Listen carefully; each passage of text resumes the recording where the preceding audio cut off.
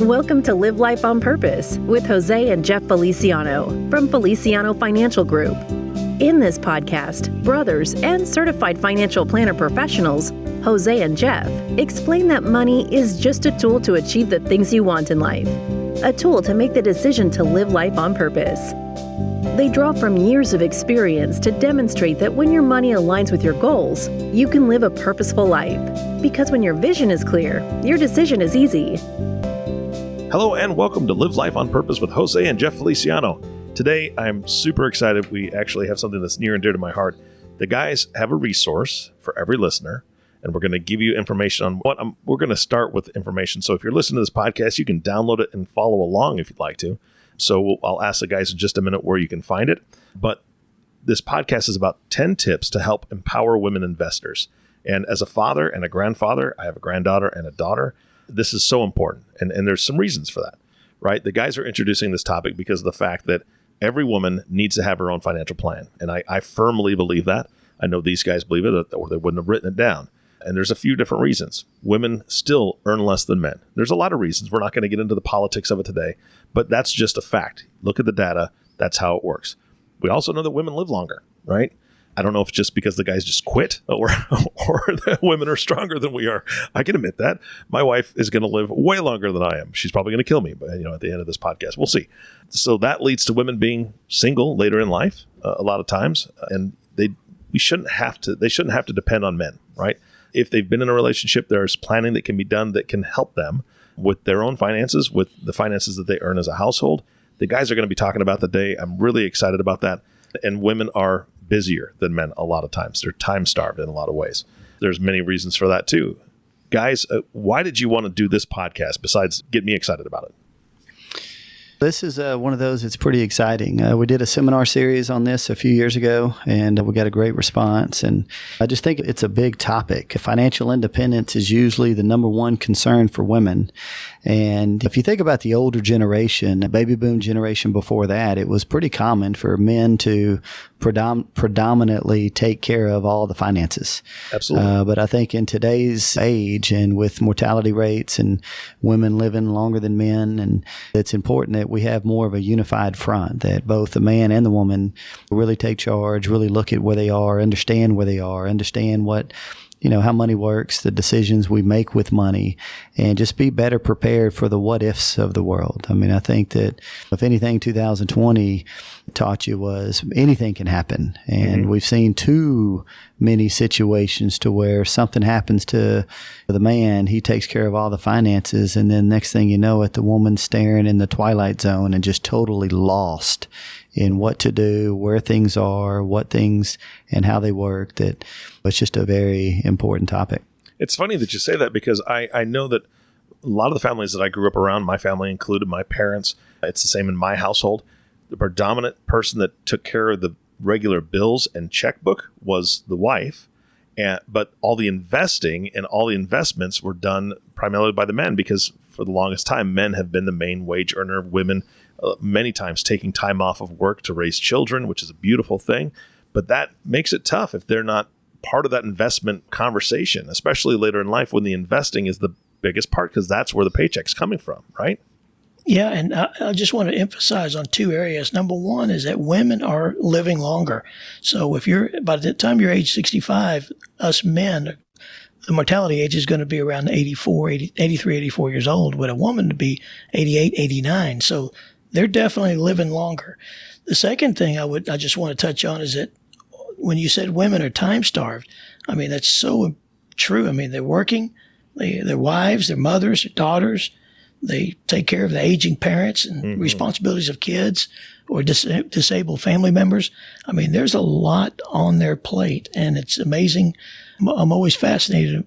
I think they're actually stronger than men, but it's very important that a woman has her own financial plan, because they really are focused on the family. Well, I'm not saying that men are not focused on the family, but my point is that having their own financial plan, knowing where everything is, being organized and simplifying that process, I think is so important, because like Jeff said, they want to maintain their independence, and that's why we wanted to make sure we get this out. Well, let's dive into those 10 tips, guys. Where do we start?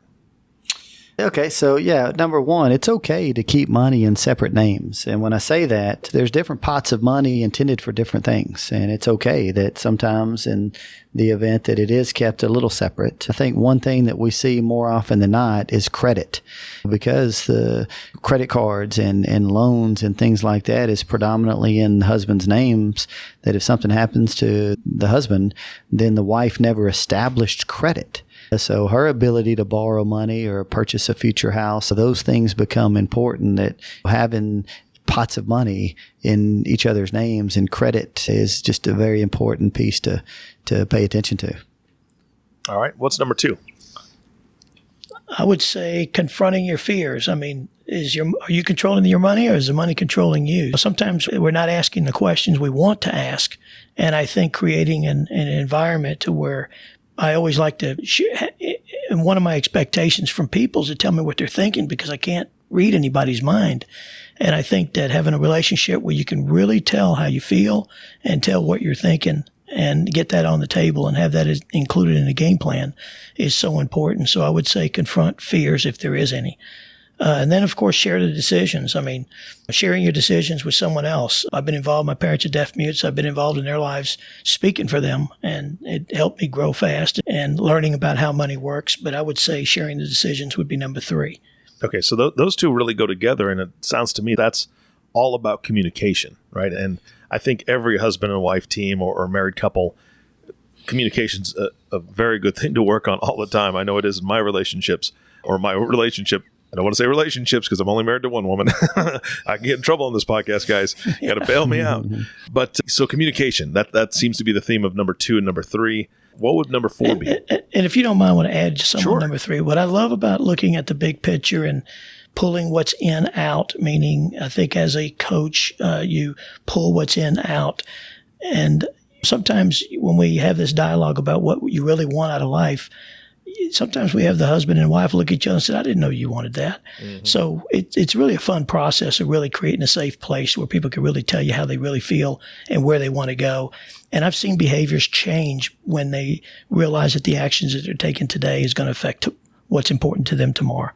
Yeah, and any good relationship, you have to have good communication, and you have to be on the same page. Absolutely. You got to be at the same page of what the goals are for the family, what we're trying to accomplish financially, some common denominator of how and when and where money is spent, because there's so much of those intangible things that you have to be a united front in order to accomplish the goals and take care of the things that are important. And if you think of every family, I mean, there's always a spender, there's always a saver, there's a risk taker, there's someone that's more conservative, and the opposites attract in relationships, and it's the same in finances. And having that checks and balances on each other, different perspectives, it's healthy when you're looking at finances and goals and more of that financial piece in someone's life.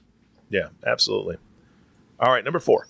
Yeah, number 4, maintain access to all financial documents. I couldn't tell you how many times I see people come in, especially if something happens to the father or whatever the case is, and it's just a stack of stuff. I mean, it's a stack of folders and insurance policies and investment contract or investment accounts and credit cards, and just totally unorganized, not sure where things are, what's what, are we making good decisions, are we not just totally lost? So, this piece, if anything else, is more of, all right, let's get everything organized, let's get everything simplified, let's know exactly where everything is, how it works.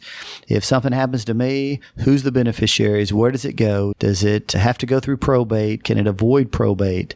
And the more organized and simplified, then the better decisions we make with money, the easier it is if something were to happen to the husband or the wife, and just really overall the better decisions that are made.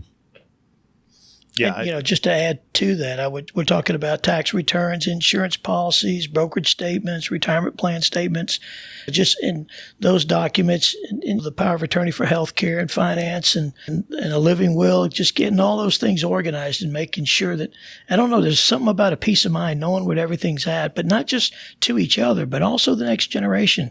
Because I think we covered a couple podcast ago about how to talk to your parents. Well, some parents are tough to talk to, but having everything organized for the benefit of your kids and your grandkids will save a lot of time time and money for the next generation to go through this process, because we all will pass away at some time.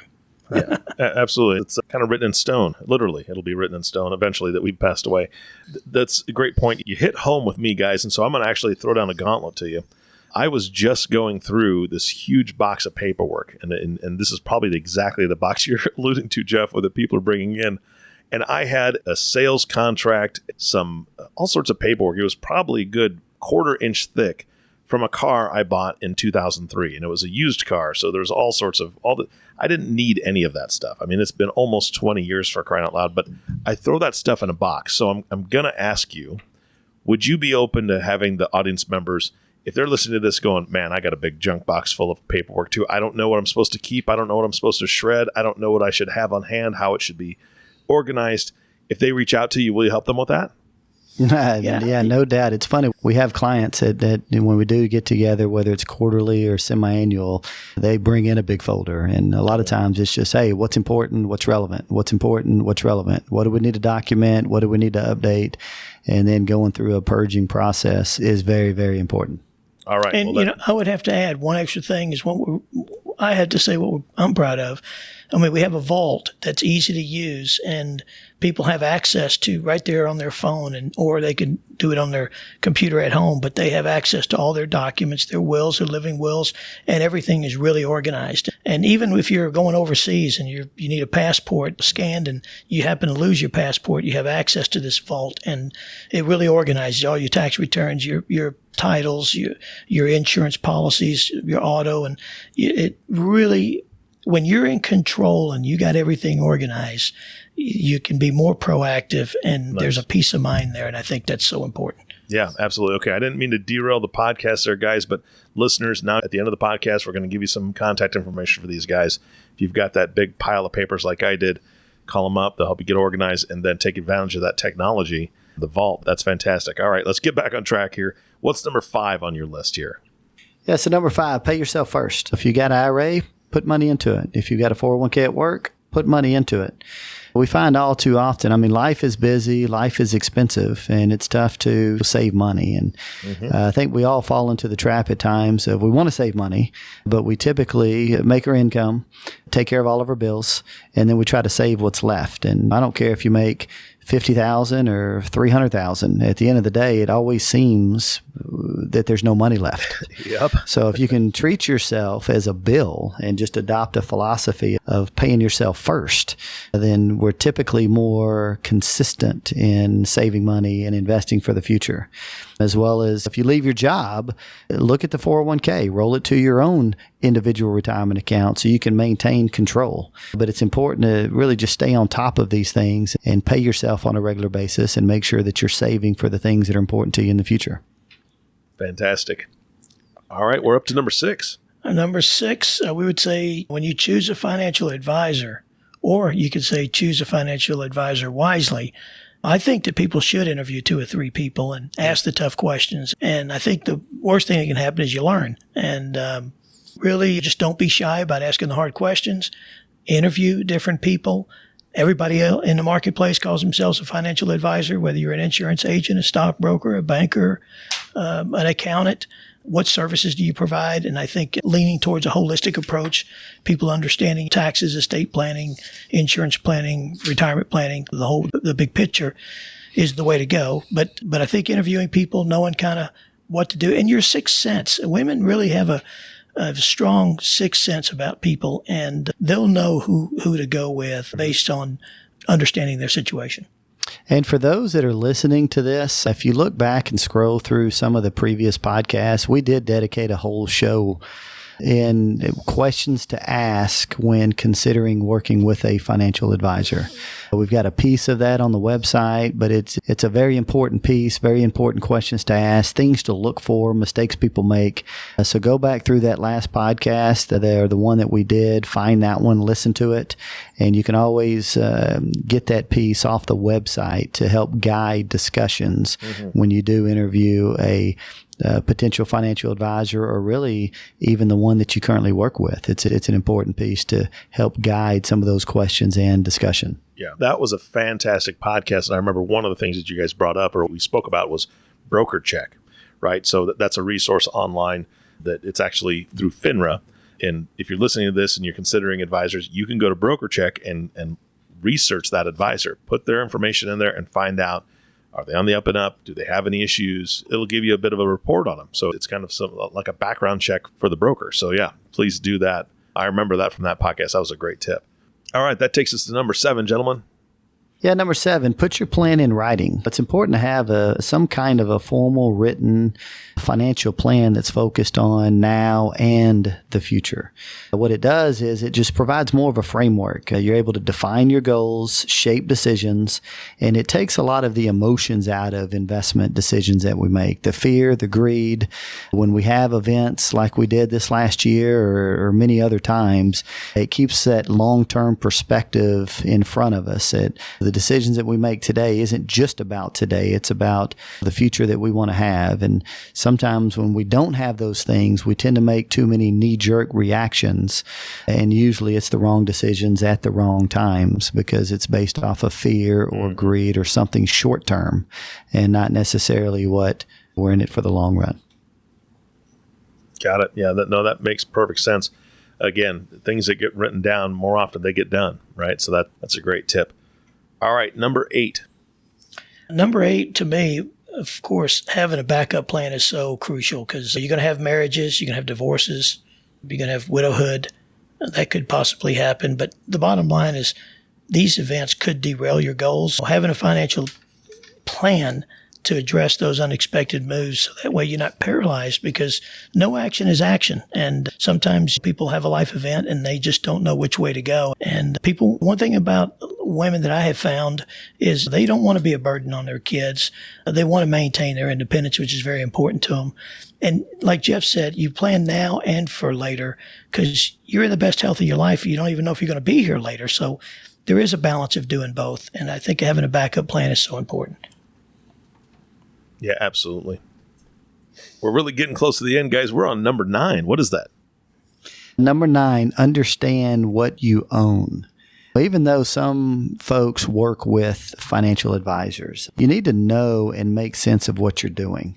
What do you mean you don't know how this works? What do you mean you don't know what you're invested in? What do you mean you don't know all these things and decisions we make with money, how things work, how it ties into your goals, what you're trying to accomplish? It's not that we expect people to understand every nuance, but to some degree, you have to know what you own. You got to know how it works. You got to know how it ties into your goals, some understanding of the big picture, because those things, it's your money and it's your life. And there's a saying that I heard a long time ago that it's okay to trust, but every so often it's important to verify. I can't tell you how many stories of people buying investments, buying vehicles, taking on risks that they never knew that they were taking on because they didn't know. They didn't know to ask. They didn't want to ask. It's okay to trust, but it is important to verify as well. And one more thing, educate yourself on expenses and fees. Find out how your investments are performing against the market. Find out exactly how fees and expenses are derived. Understand what you're paying for and how it works, because I think the better understanding that you have, the better decisions that you make for yourself and your family. Yeah, absolutely. All right, guys, we are wrapping up this podcast. It's been great information so far for empowering women. I'm going to be encouraging my daughter to listen to this because she's just starting out. She's 21 and she's got her first start, right? But these are things that she needs to know. So now we're on number 10. What is number 10? Number 10 is plan for your family's future. So, and what I mean by that is you're either going to be here by the time you're 65, 75, 85, 95 or not. And if you're not here, then what do you want to have happen to everything that you worked hard for or your husband worked hard for or whoever? How the family money came about. How do you pass it on to the next generation, most tax efficient way, in a most efficient way that you don't really spoil the next generation? Because a lot of times where the money's made, it was through hard work and through life lessons. And I think that's really the true value to the next generation. So having an estate plan, and sometimes you might have if you have 3 kids or a child A, can remember several podcasts ago, we talked about 70% of the public don't even have a will. And remember that number, and remember the next number. That's 90% of all inheritances are gone within 18 months. So knowing those 2 facts, getting your estate plan together for your family's future should be part of the overall financial plan. Got it. Jeff, anything to add to that? No, I love it. It's just important to be as proactive as possible. Call timeout. Visit with your financial advisor, visit with 2 or 3 different financial advisors, and create a plan that you understand, that encompasses the things that are important to you, your goals, objectives, things that you want to accomplish in life, and make sure you get it on paper so that way you can make better decisions. And those decisions that you find that it's not the money that's important, it's just the reality of the impact that money has on the things that are important that we want out of life. So call timeout, get it done. And if you need help, you can call us at the office at 903-533-8585 or visit our website, www.felicianofinancial.com. Jose, did you have something to add? Yeah, I do. I have found a lot of women really encourage the men to have a game plan, because sometimes men are out there, they can handle everything on their own. Mm-hmm, mm-hmm. And I can't emphasize more, and I'll do it every time, is that establish a relationship with somebody that both of you can work with in case one of you are not around. That'll give you the confidence to take the steps and just not live out of fear. Yeah, absolutely. It sounds to me like you may be saying that men can be a little stubborn, Jose, and I have to agree with that. That's a fact. Absolutely. And now we did promise them this resource, and I'm going to remind the audience, this isn't just for you. If you have a woman in your life that you love and respect and you want to have these tips, these are great things for them to know. Go to the website, download it, give it to them, send them the link, whatever you need to do, because these guys are serious. It's very important to them. They have a ton of women in their life that they care about and love and respect, and they want to do best by them. That's why they put these things together. Guys, where do they get this resource? Well, they can go to our website at www.felicianofinancial.com, and we'll have this available. Or they can call the toll-free number, 1-800-436-1213. That's if you're outside of Texas. And, of course, locally, it's 903-533-8585. And just take it from there. But I really believe it'll be very helpful. And the goal is to give you confidence so you can move forward in your life. Guys, thank you so much for your time today. Hey, it was a pleasure. It was a lot of fun. It's always enjoyable to share. Thank you very much. Thank you. And of course, our last thank you goes to you, listening audience. Thank you so much for tuning in and listening to the Live Life on Purpose podcast with Jose and Jeff Feliciano. If you have not subscribed to the podcast yet, please click the subscribe now button below. This way, when the guys come out with a new podcast, it'll show up directly on your listening device. This makes it much easier to share these podcasts with your friends and family. And that's another great way to get this into the hands of a young woman that you want to have hear this information. Again, very empowering, and we love it. We love to share it. Thank you so much for listening today. For everyone at Feliciano Financial, this is Eric Johnson reminding you to live life on purpose. Thank you for listening to Live Life on Purpose with Jose and Jeff Feliciano. Click the subscribe button below to be notified when new episodes become available. The information covered and posted represents the views and opinions of the guest and does not necessarily represent the views or opinions of Feliciano Financial Group. The content has been made available for informational and educational purposes only. The content is not intended to be a substitute for professional investing advice. Always seek the advice of your financial advisor or other qualified financial service provider with any questions you may have regarding your investment planning.